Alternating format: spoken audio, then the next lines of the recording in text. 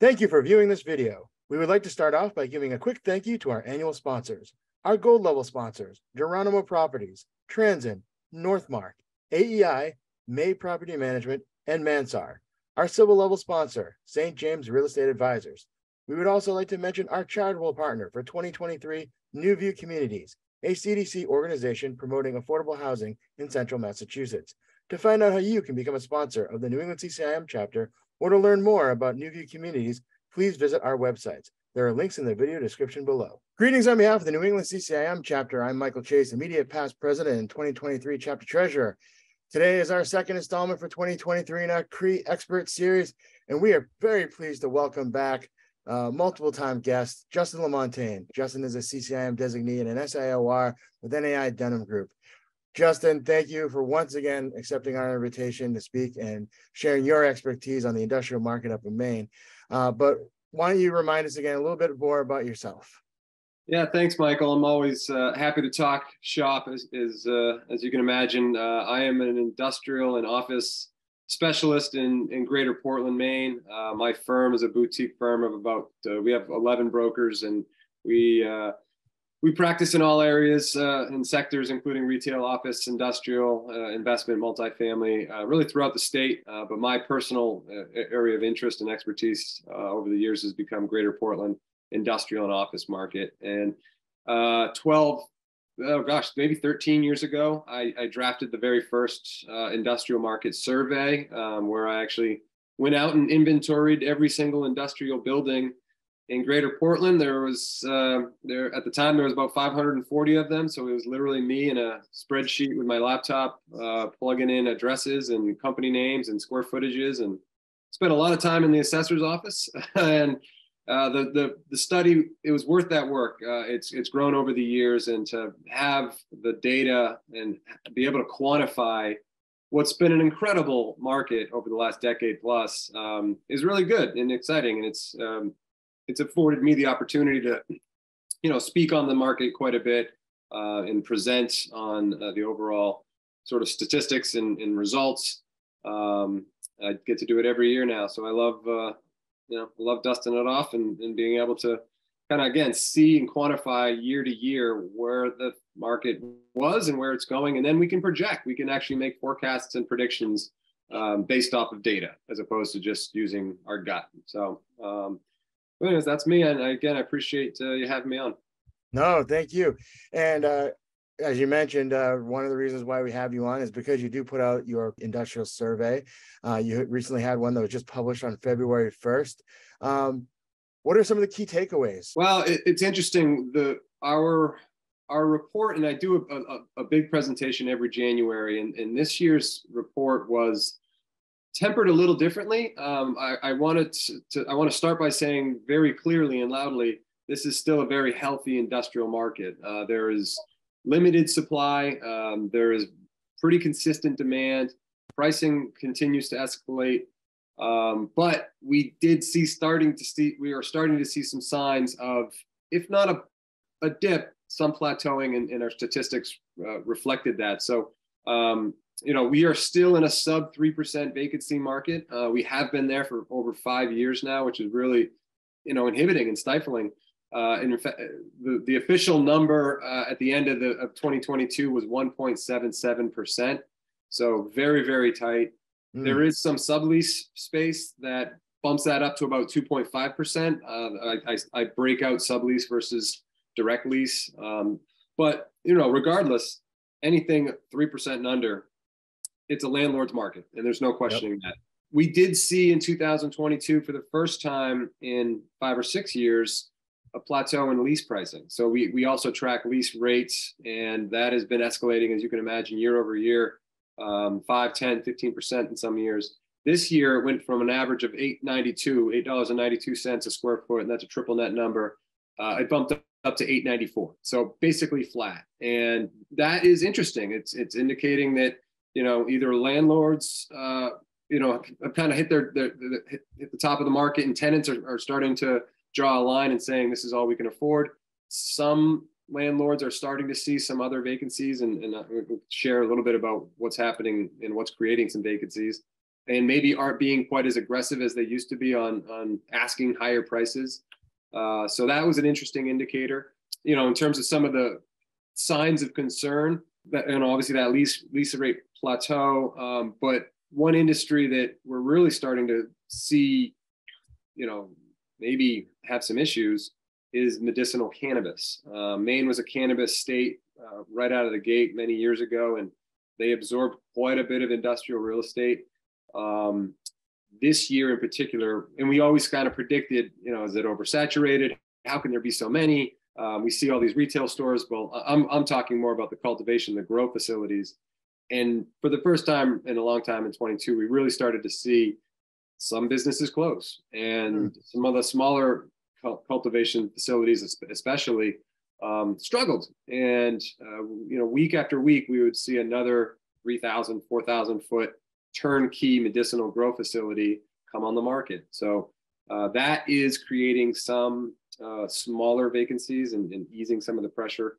We're tracking that very closely. The problem in the issue really with those spaces are that they're so custom built and custom fit up for grow facilities. I was in one last month, and they're very chopped up. There's a number of small rooms because there's different types of products within cannabis, and there's lights everywhere. There's a maze of plumbing. There's floor drains. So they're really, really cut up and very specially designed for cannabis cultivation. And what do you do with it afterwards? If there's no replacement tenant in that business, what do you do with all that stuff? Unfortunately, a lot of it is just going to get gutted and ripped right out and taken back down to the original condition, which is just 4 walls and a roof. And I need that. That's okay. I need that type of space, but there's a sunk cost there. Somebody spent the money on that, whether it was the landlord or the tenant. And unfortunately, there's just not a lot of, residual value after the fact, after that business moves out. Right. The other issue we started to see, everybody knows about construction costs and how difficult it is. We started to see beyond the construction costs being a problem, the construction delays was the problem. Getting this supply chain thing that we've all been talking about for a year or two, really hit us in 2022. So, we live in a world where the saying is time kills deals, right? So our transactional activity and our deal flow was really hampered by, I need to get this part. It's in China. We're not getting it for 8 months or 9 months. And that can hurt a real estate deal. So we definitely felt the delay in construction materials as much as the cost. Right. And, look, of course, everyone's talking about inflation and interest rates. And Michael, I know that's one of your area of expertise. You're a financial background guy. We're not immune to that. The industrial market and industrial businesses absolutely are going to be hit and hurt by rising interest rates and inflation and all the other economic things that people are sort of worried about. There's a trickle down effect, of course, to the industrial market. So even with our supply and demand imbalance and sort of the health of the industry, if you will, those businesses are starting to feel it, and it's just going to continue to kind of put that downward pressure. We've already seen it on lease rates. As I said, lease rates plateaued. I think it's going to come to sale prices next. Our sales activity is still pretty frothy, and we every deal we do seems to set a new record. I see signs of that slowing down as well, and I think interest rates especially are just going to limit how much an investor or an owner occupant can pay for real estate. Right. So that's going to temper the sales price per square foot numbers as well. And then the last kind of nugget that I'll throw out that was sort of interesting, and you can say it helps or hurts the industrial sector. I think our vacancy is going to tick up because we're starting to see the potential transition of office space into light industrial and self-storage. So office space, these large, big buildings that were call centers formerly, are never going to be call centers again. What do you do with these big open swaths of space? Sometimes there's loading docks in the back. And so they actually do translate decently well to light industrial uses, light manufacturing. I've had a couple textile companies, sewing and things like that. So lower impact, that need a lot of power. That's all there, obviously that's going to take some zoning work and some municipal cooperation, not to mention landlords and other tenants, but to create sort of a new inventory pool of industrial space, I think would be great for tenants, certainly in businesses, because we need that inventory. And, we've seen it for the first time, real life examples of that happening here in Maine. Self-storage especially. There's a couple large office buildings that the landlords just aren't bullish and are not confident they're going to get any replacement tenants. So they're converting it to self-storage, which is pretty interesting. So. Yes. Well, as you said in your report, stats don't lie. So thank you for sharing a number of those stats with us. And you mentioned such tight vacancy. I think your report also touched on the availability and the lack of large bays. Can you touch on that a little bit more? There are no buildings in Maine, literally Maine, over 100,000 square feet. So if you were a large institutional sized tenant or buyer or business, you're going to need to either do new construction or be very patient, because right today, there's no building larger than, I think 80 is the largest vacancy that I'm aware of. And that's in Bridgeton, which is a pretty rural area and not anywhere what I would call Greater Portland. In Greater Portland, there are a couple larger buildings, 40 and 50,000 square feet. That's another sort of concern that I highlighted last year, is that we did see what I consider big, quote unquote, big buildings, 30, 40, 50,000 feet. In our market, those are quite large, and they sat vacant for some time. And once there's more than one or two, all of a sudden that's your competition. And so if for the right tenant to come along, we actually encouraged, if the right tenant comes along, I should say, we've encouraged our landlord owners to consider concessions. And that's something we haven't seen in the industrial market, is a tenant concession in a long time, or I should say a landlord concession. So either more free rent, or lower the lease rate a little bit, or maybe you spend a little bit of money on TI.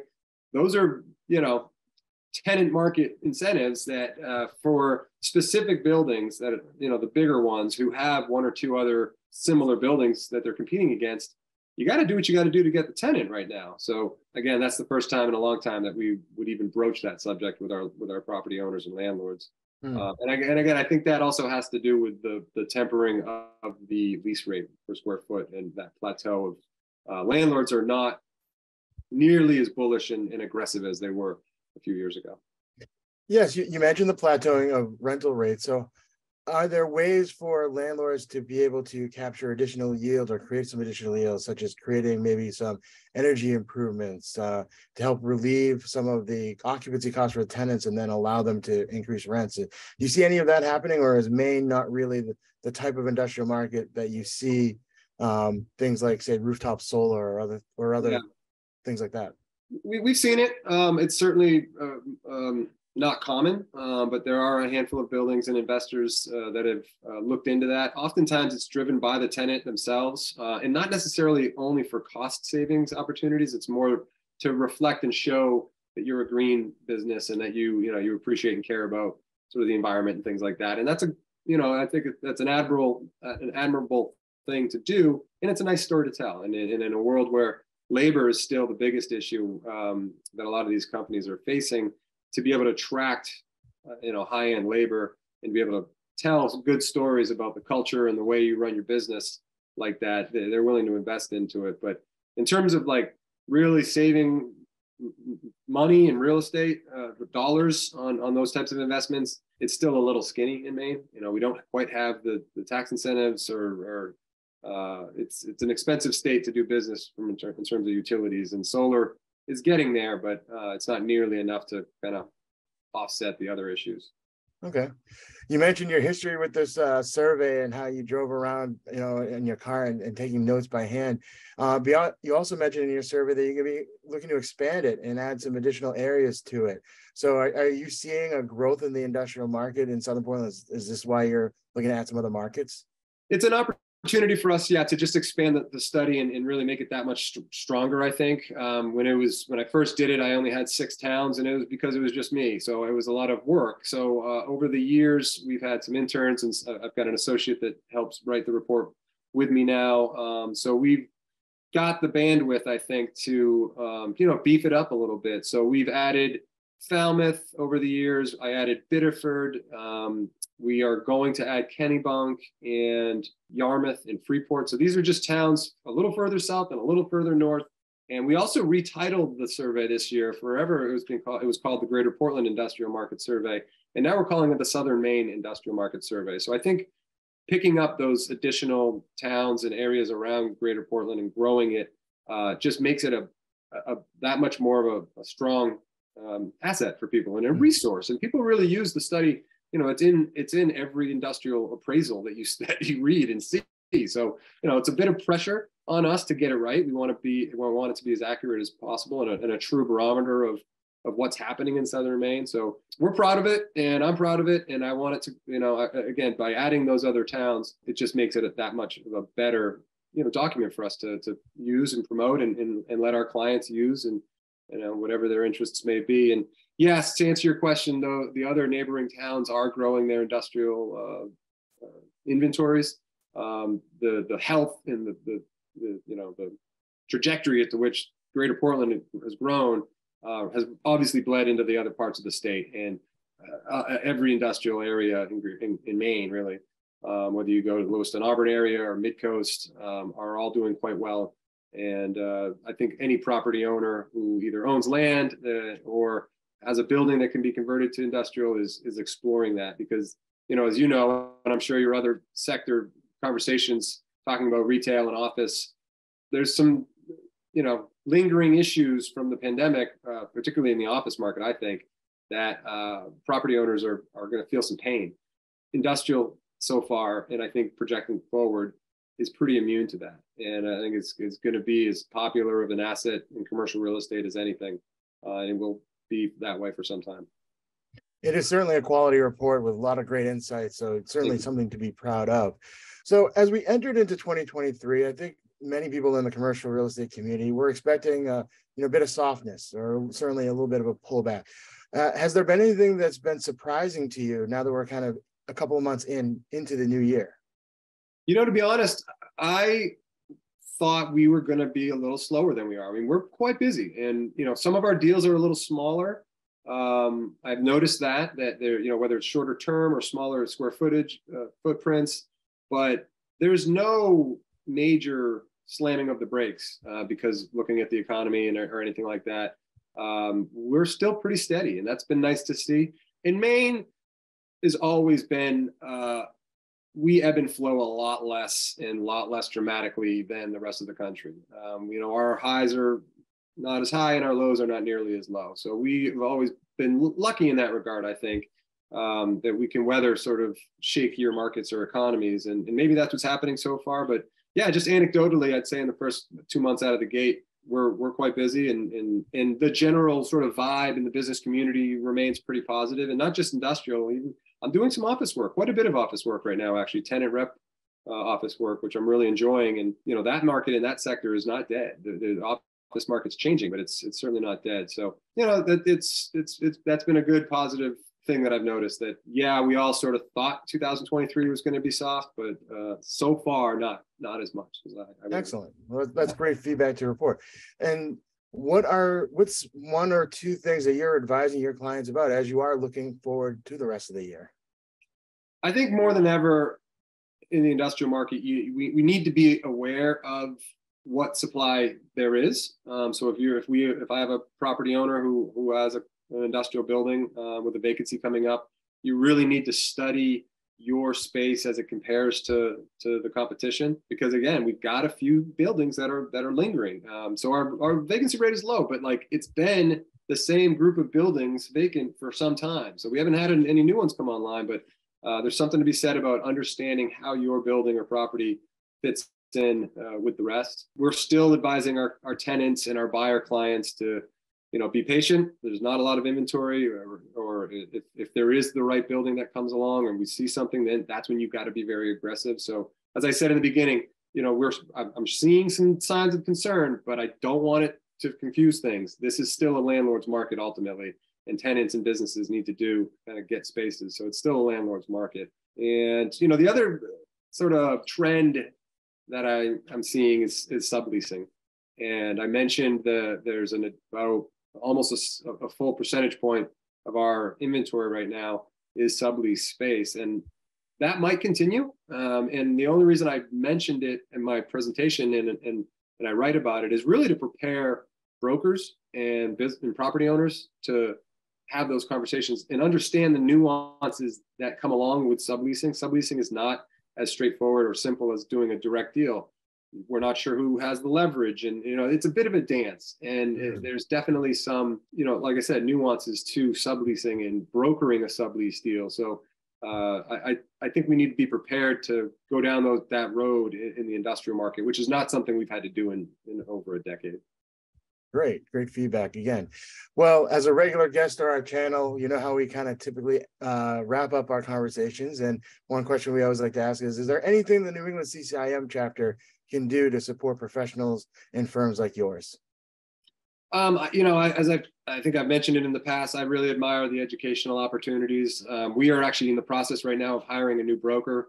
My firm has been blessed with very little turnover. We haven't lost or hired anybody in 5 or 6 years, believe it or not. So hiring a new broker for us, we do very slowly and carefully. And one of the first things that I've promised this man is to get into CCIM education opportunities. And we're going to Commercial Real Estate 101, which is in a month or two in Massachusetts. So he and I are going to go. I'm going to go just to kind of tag along and probably pick up some tips. But I think it's a great opportunity for him to kind of learn the basics from the best teachers out there, which is the folks that do the CCIM series. And then, tailor it to specific things that are happening in the market. If you could tailor your education, I just mentioned subleasing. That could be an entire class on sort of the differences between subleasing and direct leasing and how to navigate those waters. So things like that, kind of listen to the market and have these types of conversations and tailor your education after that. And of course, I don't get a chance to participate in the networking as much just because we're a little bit further away here in Maine. But there's a number of CCIMs in the greater Portland area that I've been toying with maybe trying to get together and, do what you guys do in Boston so well and so often here in Maine. And maybe, well, you did do that one at Rock Row. That was pretty cool. And we plan to try to do more, certainly. Yeah. Things like that, I think, are great. So we appreciate you, Michael. No, we appreciate all of you up there in Portland, Maine, and we want to get up there and do more events like we did last fall. Yeah. So Justin, again, thank you so much for taking the time today. And thank you for taking the time to watch this video. You can follow Justin on LinkedIn, as well as the NAI Dunham website. Links will be included in the description below, as well as a link to the most recent survey that we were referencing during this conversation. Right. We have more great speakers coming in 2023. And so please like and subscribe, keep an eye on this channel, and feel free to follow us on LinkedIn and other social media channels. Thank you for viewing. Thanks, Michael.